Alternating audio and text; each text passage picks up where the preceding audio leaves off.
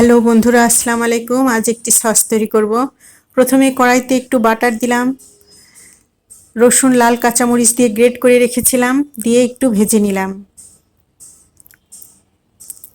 3 চা চামচ ময়দা দিয়ে ভেজে নিলাম।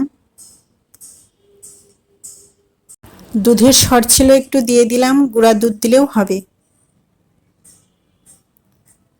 গরুর দুধ অল্প অল্প করে দিয়ে মিশিয়ে দিলাম।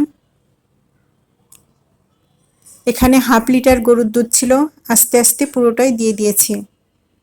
লবণ দিতে হবে একটু,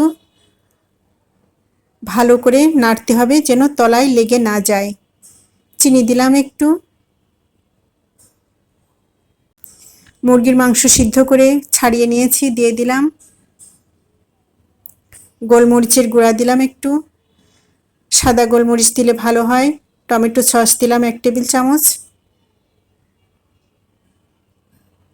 একটি পরিমাণ লেবুর রস চিপে দিলাম। ভিনেগার দিলাম 1 টেবিল চামচ। ভালো করে মিশিয়ে নিলাম। এই সস দিয়ে স্যান্ডউইচ, শর্মা, পরাটা রোল, পাস্তা ইত্যাদি তৈরি করলে খেতে খুব ভালো লাগে। ধন্যবাদ সবাইকে।